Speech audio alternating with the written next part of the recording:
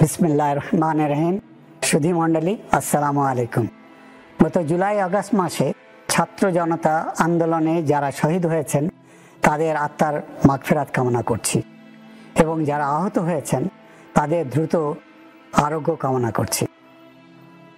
সদ্য বন্যায় যারা মৃত্যুবরণ করেছেন এবং ক্ষতিগ্রস্ত হয়েছেন তাদের জন্য প্রার্থনা করছি মহান আল্লাহ তাআলার কাছে।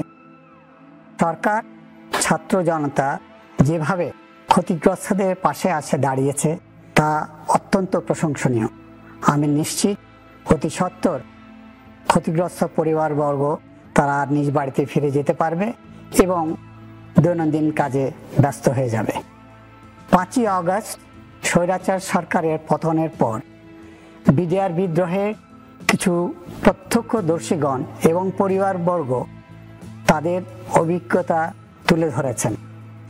আমিও আমার ভূমিকা আপনাদেরকে জানাতে চাই।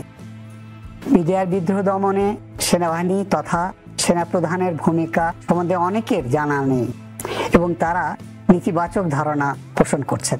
বিডিআর হত্যাকাণ্ডের উপর একটি বই আমি লিখেছি, যা সহসাই প্রকাশ করা হবে। বিদ্রোহের 15 বছর ধরে আমরা শুধু বিগত সরকারেরই কথা শুনে গেছি এবং প্রকৃত ঘটনা অনেক কিছুই আমাদের জানা নেই এবং জনগণও জানতে পারেনি। সরকার এ ব্যাপারে একটি তদন্ত আদালত গঠন করে এবং সেনাবাহিনীও একটি তদন্ত আদালত গঠন করে। যখন আমি সেনাবাহিনীর পক্ষ থেকে আদেশ দিয়েছি তদন্ত আদালতের, তখন আমাকে বলা হলো যে সরকার যখন তদন্ত আদালত করছে তখন আবার সেনাবাহিনীর পক্ষ থেকে এই আদালতের প্রয়োজনটা কি? প্রতি উত্তরে আমি বললাম, একই ঘটনায় বিভিন্ন পর্যায়ে তদন্ত আদালত হতে পারে। যদি একটা ব্যাটালিয়নে কোনো ঘটনা ঘটে, ব্যাটালিয়ন কমান্ডার তদন্ত আদালত করবেন, ব্রিগেড কমান্ডার করবেন, প্রয়োজন হলে ডিপ কমান্ডারও করতে পারেন। তদ্রূপ আমিও আমার 57 জন অফিসার হারিয়েছি। আমি মনে করি আমার দায়িত্ব, আমার জানার প্রয়োজন আছে, পুরো সেনাবাহিনী জানার প্রয়োজন আছে কেন তাদেরকে হত্যা করা হলো এবং এই হত্যা করার কারণ আমাকে বের করতে হবে। এরপরে তেমন কোনো কিছু আর উচ্চবাচ্য সরকার থেকে আসেনি। তবে এই তদন্ত আদালত করতে যেসব জিনিস প্রয়োজন তা সেভাবে সরকার থেকে আমরা সাহায্য পাইনি। তদন্ত আদালতের নেতৃত্ব দিয়েছেন লেফটেন্যান্ট জেনারেল জাহাঙ্গীর আলম চৌধুরী এবং তার সাথে অন্যান্য মেম্বাররা ছিলেন। ওনাকে যে টার্মস অফ রেফারেন্স দেওয়া হয়েছে তিনি তা সম্পন্ন করতে পারেননি। কারণ হলো যারা এর সাথে জড়িত ছিল তারা মোস্টলি জেলে ছিল, তাদেরকে সম্মুখে আনা সম্ভব হয়নি, তাদেরকে প্রশ্ন করা সম্ভব হয়নি এবং যারা বিভিন্ন আলোচনায় এদের সাথে যুক্ত ছিল তাদেরও স্টেটমেন্ট নেওয়া সম্ভব হয়নি। সেই জন্য উনি টার্মস অফ রেফারেন্স অনুযায়ী ওনার দায়িত্ব পালন করতে সক্ষম হননি। সেনাবাহিনীর তদন্ত চলাকালীন জেনারেল জাহাঙ্গীর কয়েকবার আমার কাছে এসেছেন এবং ওনার প্রবলেমগুলো তুলে ধরেছেন।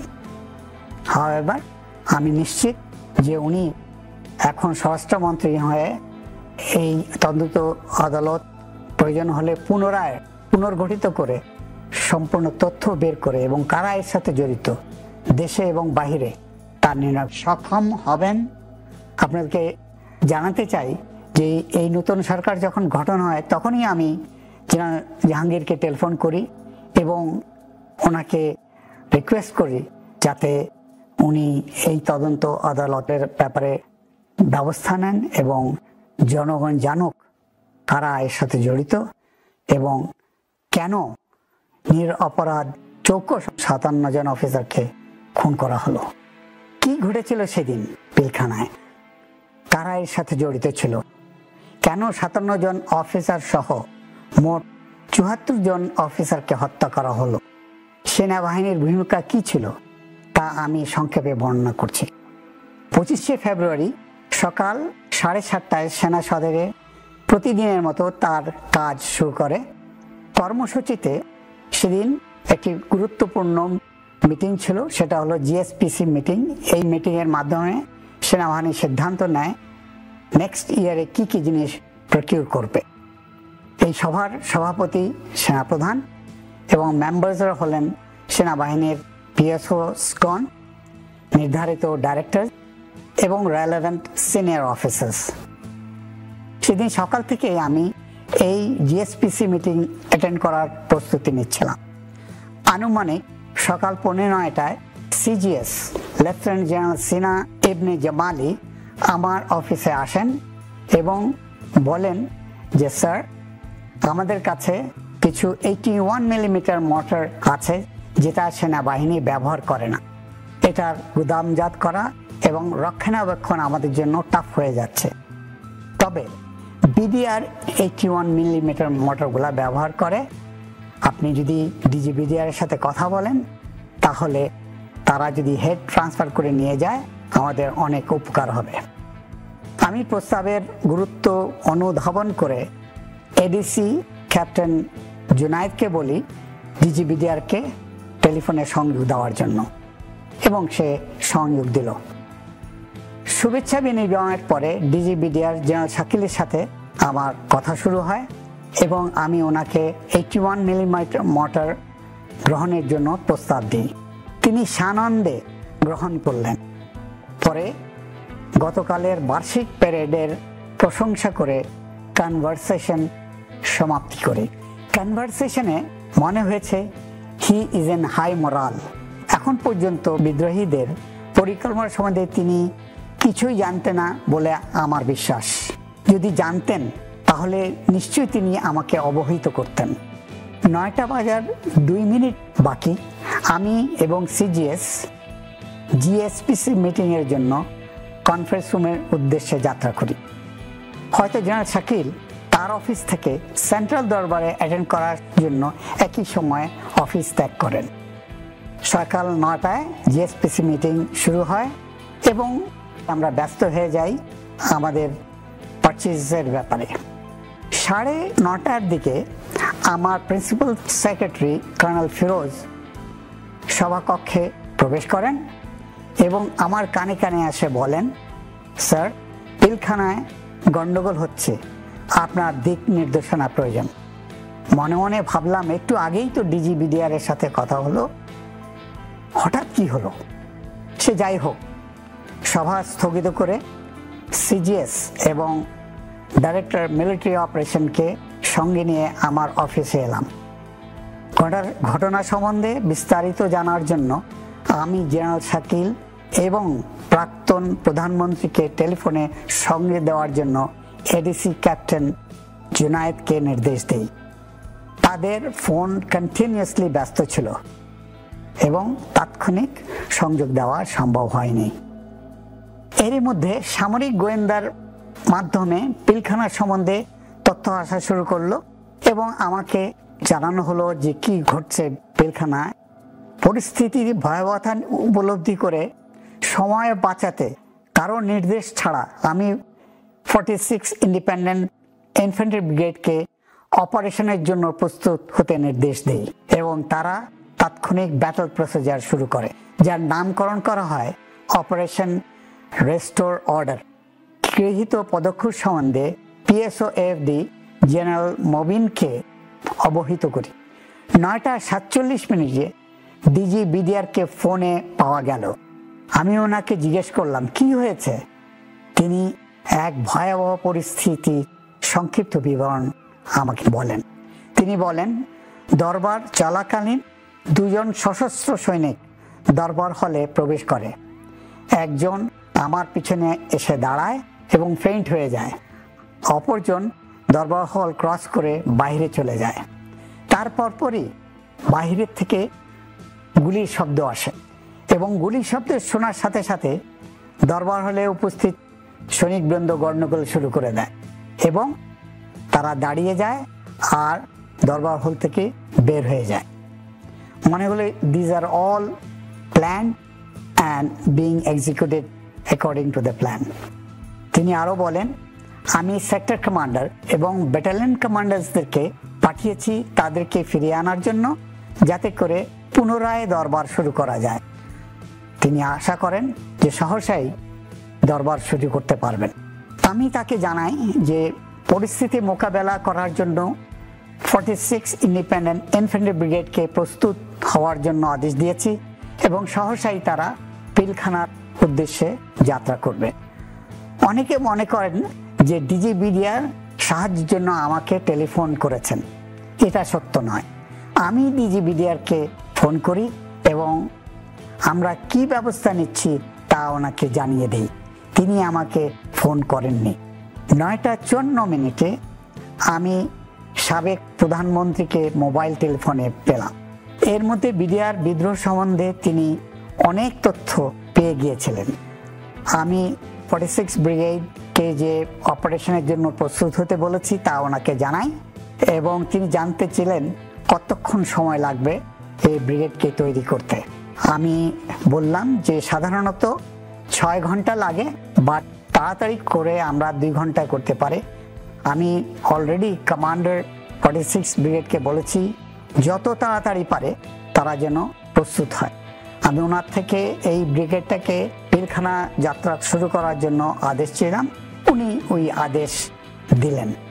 আদেশ পাওয়ার পূর্বে ব্রিগেডটি নর্মাল ট্রেনিং অ্যাক্টিভিটিসে ব্যস্ত ছিল। অস্ত্র কোথে, গোলাবারুদ ম্যাগাজিনে, সামরিক যানবাহন গ্যারাজে, ওয়্যারলেস সেট এবং অন্যান্য সরঞ্জামাদি স্টোরে, এসব একত্রিত করে কমান্ড স্ট্রাকচার প্রস্তুত করতে সময়ের প্রয়োজন। তবে 46 ব্রিগেড 1 ঘন্টার মধ্যে তৈরি হয়ে যাত্রা শুরু করে। এসব সম্ভব হয়েছে ব্রিগেডিয়ার জেনারেল হাকিম, কমান্ডার 46 ব্রিগেড এবং ইউনিট অধিনায়কদের বলিষ্ঠ নেতৃত্বের জন্য। ব্রিগেড কমান্ডারের নেতৃত্বে 10 জন অফিসার এবং 655 জন সৈনিক নিয়ে উনি পিলখানার উদ্দেশ্যে যাত্রা করেন। সকাল 10:30টায় ব্রিগেডের অগ্রভাগ দল জাহাঙ্গীর গেট ক্রস করে। এত কম সময়ে প্রস্তুত হয়ে যাত্রা শুরু করা হয়েছিল তা একটা বিরল কৃতিত্বের উদাহরণ। এর মধ্যে বিদ্রোহীরা বিডিআর গেটগুলির চতুর্পাশে heavy machine gun, mortar, recoilless rifle, rocket launcher, অন্যান্য অস্ত্র মোতায়েন করে যে কোনো আক্রমণ প্রতিহত করার জন্য প্রস্তুতি নিয়ে নেয়। বেলা 11টায় 46-এর প্রথম গাড়িটি মেইন গেটের কাছাকাছি পৌঁছায়। বিদ্রোহীরা টের পেয়ে একটি পিকআপকে লক্ষ্য করে রকেট ফায়ার করে। রকেটটি পিকআপকে হিট করে। ড্রাইভার জাহির ঘটনাস্থলেই মৃত্যুবরণ করে এবং সেকেন্ড সিটার গুরুতর আহত হয়। এখানে আমি একটা জিনিস বলতে চাই, সেটা হলো 10:35 দিকে আমি আবার এডিসিকে বলি যে লেটেস্ট ইনফরমেশন পাওয়ার জন্য তুমি আবার ডিজি বিডিআরকে আমাকে টেলিফোনে সংযোগ দাও, এবং সে কন্টিনিউয়াসলি চেষ্টা করলো অনেকক্ষণ ধরে, কিন্তু ডিজি বিডিআরকে আর সংযোগ দেওয়া সম্ভব হলো না। হয়তো by this time he has been killed. এখানে উল্লেখ্য আনুমানিক 10:30টায় ডিজি বিডিআরকে গুলি করা হয় এবং তিনি নিহত হন। এর পরপরই কিলার গ্রুপ এর গুলিতে DDG, colonel Anis, colonel Kaiser সহ বেশ কয়েকজন অফিসারকে হত্যা করা হয়।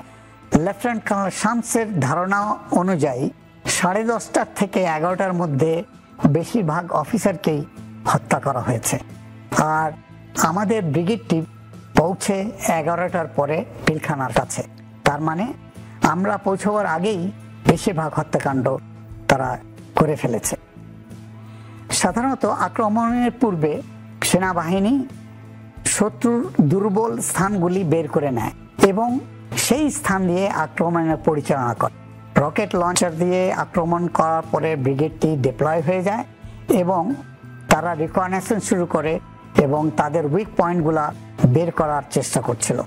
এখানে উল্লেখ্য যে ক্যাপ্টেন শফিকের নেতৃত্বে 350 জন র্যাবের সদস্য নিয়ে তিনি পিলখানা এলাকায় পৌঁছে যান। তিনি পৌঁছে যান উত্তর এলাকায় 10টার আগেই। তারপর তিনি তার ঊর্ধ্বতন কর্মকর্তা থেকে অনুমতি চান পিলখানায় প্রবেশ করার জন্য, যেটা তিনি পাননি। তাকে যদি পারমিশন দেওয়া হতো ভিতরে প্রবেশ করার জন্য, বিদ্রোহীরা তখনও সংগঠিত হয়নি এবং কোনো ক্ষয়ক্ষতিও করতে পারেনি।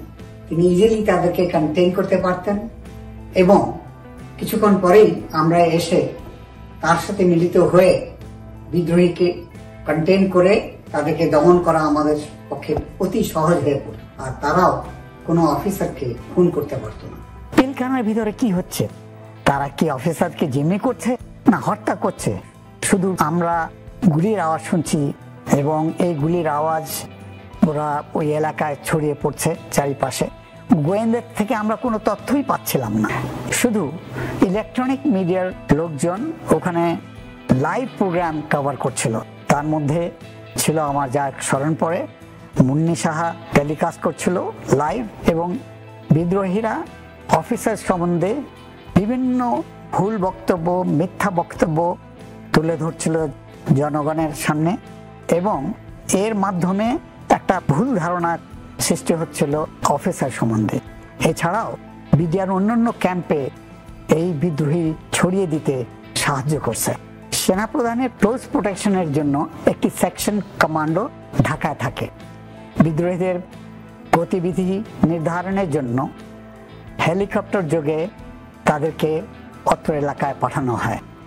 কমান্ডো হেলিকপ্টার করে রিকনেসেন্স করছিল, কিন্তু তারা ওই হেলিকপ্টারকে গুলি করে এবং হেলিকপ্টারটি গুলিবিদ্ধ হয়। বেলা 11:45 পিএসএফডি জানায় যে সরকার রাজনৈতিকভাবে এই সমস্যার সমাধানের চেষ্টা করছে। বিদ্রোহীরা দাবি করেছে যে কোনো আলোচনার আগে সেনাবাহিনী এলাকা থেকে চলে যেতে হবে।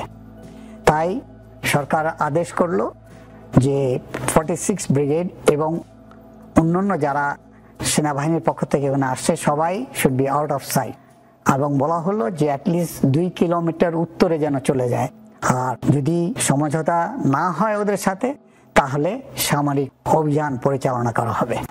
আনুমানিক বেলা 12টায় পিএসএফডি আমাকে টেলিফোন করে এবং বলে জরুরি ভিত্তিতে আমি যেন প্রাক্তন প্রধানমন্ত্রীর সাথে যমুনায় দেখা করি। তিনি কেনই বা আমাকে এই সময় যেতে বললেন, কারণ ওই সময় প্রত্যেকটা minute is very important. However সিজিএসকে আমি সবকিছু বুঝিয়ে দিয়ে যমুনার উদ্দেশ্যে রওনা হলাম। পথিমধ্যে যা জিনিসটা দেখলাম যে স্পেশালি যমুনা ভবনের কিছু সম্মুখে আধার ডিপ্লয় করা হয়েছে, as if somebody is going to attack Jamuna. সেনাবাহিনীর দৃষ্টি আড়াল হওয়ার পর বেলা 1টার দিকে সাদা পতাকা নিয়ে প্রাক্তন প্রতিমন্ত্রী জাহাঙ্গীর কবির নানক ও হুইপ মির্জা আজম মেইন গেট দিয়ে আলোচনার জন্য পিলখানার ভিতরে প্রবেশ করে। এরই মধ্যে সরকার থেকে বলা হলো যে সেনাবাহিনী মেইন গেট এলাকা প্রোটেক্ট করবে এবং পুলিশ করবে আর এক সাইডে, র্যাব করবে অন্য সাইড থেকে। আমার জানা মতে যে ডেইরি ফার্ম যেখানে আছে ওই এলাকাটা অরক্ষিত ছিল। আমি বেলা 1টায় যমুনায় পৌঁছাই। সেখানে গিয়ে যে দৃশ্য দেখি সত্যি এটা একটি হতাশাজনক। দেখি পুরা যমুনায় লোকে লোকারণ্য, হাঁটার জায়গা নেই। যেসব লোককে আমি দেখলাম তাদের কোনো কাজ নেই, ওখানে আসছে জাস্ট স্রেফ কৌতূহল বশত। সাবেক প্রধানমন্ত্রী মন্ত্রিসভা আলোচনা করছিলেন, কোনো সিদ্ধান্ত আসছিল না ওখান থেকে। আমি উপস্থিত হওয়ার সাথে সাথে তাকে আমি যে পৌঁছেছি তা জানাতে অনুরোধ করি এবং উনি জানলেন যে আমি যমুনায় এসেছি। আমি ভেবেছিলাম তিনি আমাকে ভিতরে ডেকে নেবেন, কিন্তু তা করা হলো না। বেলা 2টার পর খবর এলো বিডিআর পিলখানা থেকে একজন অফিসার পালিয়ে যমুনায় এসেছে। আমি তা শুনে তার কাছে ছুটে গেলাম। তিনি জানালেন বিদ্রোহীরা বেশ কিছু অফিসারকে হত্যা করেছে, তবে ডিজি বিডিআর সম্বন্ধে তিনি নিশ্চিত নন। এই প্রথম নিশ্চিত হলাম যে বিডিআর বিদ্রোহীরা নিরপরাধ অফিসারদেরকে হত্যা করেছে। সাবেক প্রধানমন্ত্রী সভা শেষ করে আরেকটি ছোট্ট সভা অ্যাটেন্ড করলেন। তারপর তিনি 3 বাহিনী প্রধানকে একসাথে ডাকলেন। এখানে উল্লেখ্য যে আমি যমুনায় পৌঁছার 1.5 ঘন্টা পরে বাকি 2 জন সেনাপ্রধান যমুনায় এসেছিলেন। তার মানে আমাকে আসার বেশ কিছুক্ষণ পরে ওনাদেরকে বলা হয়েছে যমুনায় আসার জন্য। এসে আমাদেরকে বললেন যে রাজনৈতিকভাবে সমস্যা সমাধানের চেষ্টা করা হচ্ছে। কিছুক্ষণের মধ্যেই জনাব নানক, মির্জা আজম এবং তাপস বিদ্রোহীদের একটি ডেলিগেশন নিয়ে যমুনায় আসছে এবং তারা চাচ্ছে সাধারণ ক্ষমা। তিনি আরো বলেন বিদ্রোহীদের কিছু বলার থাকলে আমরা যেন তাকে বলি। আমি প্রাক্তন প্রধানমন্ত্রীকে বলি, অপারেশন রেস্টোর অর্ডার পরিচালনার শুরুতেই আমাদের একজন সৈনিককে নিহত হতে হয়েছে এবং একজন গুরুতর আহত হয়েছে। এইমাত্র খবর পেলাম বিদ্রোহীরা অনেক অফিসারকে হত্যা করেছে। আমি আরো বলি, বিদ্রোহীদের কোনো শর্ত মানা যাবে না, আর আপনি তাদেরকে বলবেন অফিসার হত্যা এই মুহূর্তে বন্ধ করতে হবে, আর একটি প্রাণও যেন না হারায়। দ্বিতীয়ত, আটককৃত সকল অফিসার এবং তাদের পরিবারকে এখনই মুক্তি দিতে হবে। তৃতীয়ত, অস্ত্র ও গোলাবারুদ সহ সকল বিদ্রোহী অতি সত্বর আত্মসমর্পণ করতে হবে। চতুর্থ, আমি জোর দিয়ে বলি, সাধারণ ক্ষমা দেওয়ার প্রশ্নই উঠে না। আমাদের সাথে কথা বলার পরে সাবেক প্রধানমন্ত্রী চলে গেলেন, আর এর মধ্যে কিছু সময় আমরা পেলাম বিফোর আলোচনা শুরু হয় বিদ্রোহীদের সাথে। বিদ্রোহীরা 3:48 ডিএডি তহিদের নেতৃত্বে 14 জন বিদ্রোহী আলোচনার জন্য যমুনায় প্রবেশ করে এবং তাদেরকে একটা বড় রুমে রাখা হয়। আমি আমার এডিসি কে বললাম যে দেখো তো এদের মধ্যে নেতাকে, তাকে ডেকে নিয়ে আসো। এডিসি জোনায়েদ ডিএডি তহিদকে ডেকে নিয়ে আসলো, আর আমি ওকে দেখেই বললাম, আপনি আমাকে চেনেন? সে উত্তর দিল, হ্যাঁ স্যার, আপনি সেনাপ্রধান। স্যার, আপনার কাছে আমার প্রশ্ন, কি হয়েছে পিলখানায়? কতজন অফিসারকে হত্যা করা হয়েছে এবং এখন কি অবস্থা? তিনি প্রতি উত্তরে বললেন যে সকাল 9টায় আমাকে এই বিদ্রোহীরা একটা রুমে তালা মেরে রেখে দিয়েছে, এখন আসার সময় তালা খুলে আমাকে নিয়ে আসছে, আমি কিছুই জানি না। এটা সম্পূর্ণ মিথ্যা। তা বলছে, ঠিক আছে, আপনি জানেন না তো আপনার সাথে যারা আসছে তারা নিশ্চয়ই জানেন, আপনি তাদেরকে যেয়ে জিজ্ঞেস করেন এবং আমাকে উত্তরটা দেন। তিনি ভিতরে চলে গেলেন, আর আসতেছেন না। আমি আবার আধা ঘন্টা অপেক্ষা করে আবার ক্যাপ্টেন জুনায়েদকে ভিতরে পাঠালাম ডিএডি তহিদকে ডেকে নিয়ে আসার জন্য। সে নিয়ে আসলো তহিদকে। আমি জিজ্ঞেস করলাম যে আপনি তো উত্তর দিলেন না, কি হয়েছে বলুন। তখন সে বললে, স্যার এরা সব জানে কিন্তু কোনো কথাই বলছে না, বলে সে কনফারেন্স রুমে চলে গেল। কিছুক্ষণ পরে সাবেক প্রধানমন্ত্রী আলোচনার জন্য বিদ্রোহীদের সাথে বসে এবং সাথে ছিলেন জনাব নানক, মির্জা আজম এবং তাপস। প্রথম পর্যায়ে কি আলাপ হয়েছে আমার জানা নেই।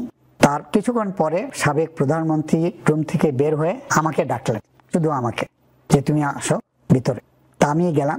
ওখানে যায় দেখি যে এই 14 জন লোক সব নিচে তাকায় আছে, আর সুস্থ চুল, কাপড়ের অবস্থা খুবই খারাপ এবং মনে হয় যে রাস্তার বখাটে ছেলে।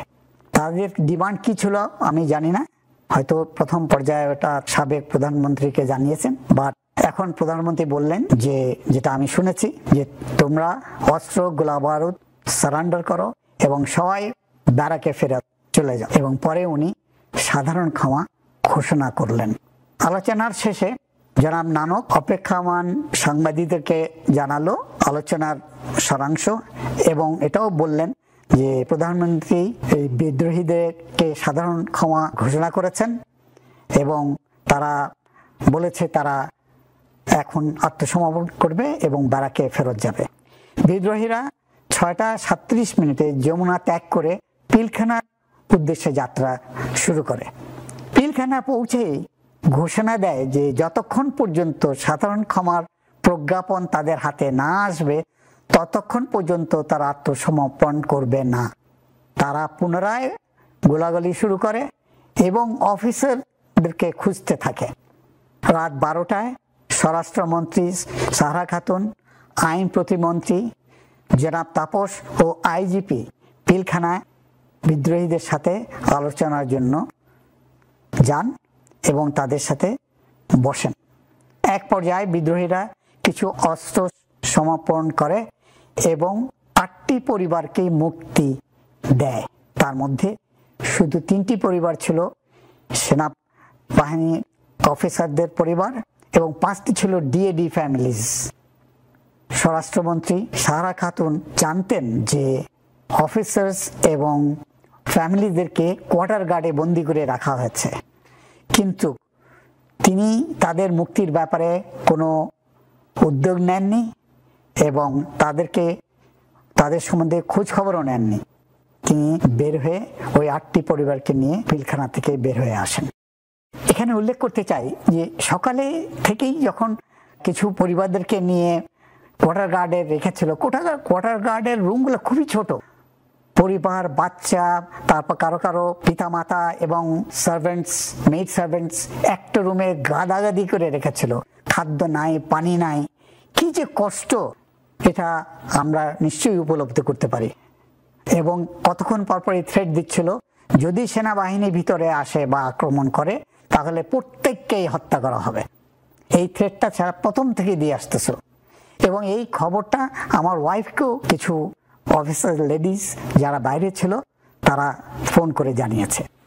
26শে ফেব্রুয়ারি সকাল থেকেই বিদ্রোহীরা পুনরায় গোলাগুলি শুরু করে এবং বেঁচে যাওয়া অফিসারদেরকে যারা লুকিয়েছিল বিভিন্নখানে খুঁজতে থাকে। আর কোয়ার্টার গার্ডে যে অফিসার্স এবং অফিসার্স ফ্যামিলিদেরকে হত্যার জন্য তৈরি হতে বলে, তাদেরকে হত্যা করা হবে সেই জন্য তাদেরকে প্রস্তুত থাকতে বলে। সকাল 10টার দিকে সাবেক প্রধানমন্ত্রী আবার আমাকে যমুনায় যেতে বলেন। আমি সকাল 10:32 যমুনায় পৌঁছাই। সিদ্ধান্ত হয় বিদ্রোহীরা আত্মসমর্পণ করতে, যদি আজকে না করে তাহলে সামরিক অভিযান পরিচালনা করা হবে। আমি ওনার থেকে পারমিশন নিলাম যে এই পরিচালনার জন্য আমি ট্যাঙ্ক আনতে চাই সাভার থেকে। উনি আমাকে এই অনুমতি দিলেন। আমি অতি সত্বর আদেশ দিয়ে দিলাম ট্যাঙ্ক মুভ করার জন্য সাভার থেকে। আর এখানে বলা বাহুল্য 25 তারিখেই আমি এপিসি যেগুলো ছিল স্টোরে, আমাদের guns, ammunition and APC itself, এগুলা বিভিন্ন স্টোরে ছিল, ওগুলাকে একত্রিত করে, এবং ড্রাইভার ছিল না, ড্রাইভার বিভিন্ন ফরমেশন থেকে এনে জড়ো করে 25 তারিখে রেডি করে রেখেছিলাম। ট্যাঙ্ক, এপিসি এবং 46 ব্রিগেড, এডি ব্রিগেড থেকে জনবল নিয়ে পুরোপুরি আমরা প্রস্তুতি নেই যে আমরা অপারেশন চালাবো। এবং এটা নামকরণ করা হলো অপারেশন রেস্টোর অর্ডার 2। আমাদের এই প্রস্তুতি দেখে এবং ট্যাঙ্ক আসতে শুনে বিদ্রোহীরা উঠে পড়ে লাগলো যে তারা সম্পূর্ণভাবে আত্মসমর্পণ করতে প্রস্তুত এবং কোনো শর্ত ছাড়া। এর মধ্যে প্রাক্তন প্রধানমন্ত্রী 2:18 জাতির উদ্দেশ্যে ভাষণ দিলেন। বিদ্রোহীদেরকে আত্মসমর্পণ করার সময় সীমা বেঁধে দিলেন, যেটা আমি ওনাকে সাজেস্ট করেছি। সেনাবাহিনী আক্রমণ প্রস্তুতি দেখে সাভার থেকে ট্যাঙ্ক আসছে শুনে বিদ্রোহীরা আলোচনা করতে অতি আগ্রহী হয়ে পড়ে। 4:48 আমাকে বলা হয় বিদ্রোহীরা কোনো শর্ত ছাড়াই সম্পূর্ণভাবে আত্মসমর্পণ করতে রাজি হয়েছে এবং কিছুক্ষণ পরেই সব গেটে তারা সাদা পতাকা উত্তোলন করে। রাত 8টায় স্বরাষ্ট্রমন্ত্রীর নেতৃত্বে একটি দল পিলখানার ভিতরে প্রবেশ করে এবং বিদ্রোহীরা কোনো শর্ত ছাড়াই আত্মসমর্পণ করে। এই সাথে শেষ হলো 33 ঘন্টার বিডিআর বিদ্রোহ। প্রাণ হারালো 57 জন অফিসার যারা সেনাবাহিনীর মেরুদণ্ড ছিল এবং সাথে আরও কিছু সিভিলিয়ান, টোটাল 74 জন প্রাণ হারালো।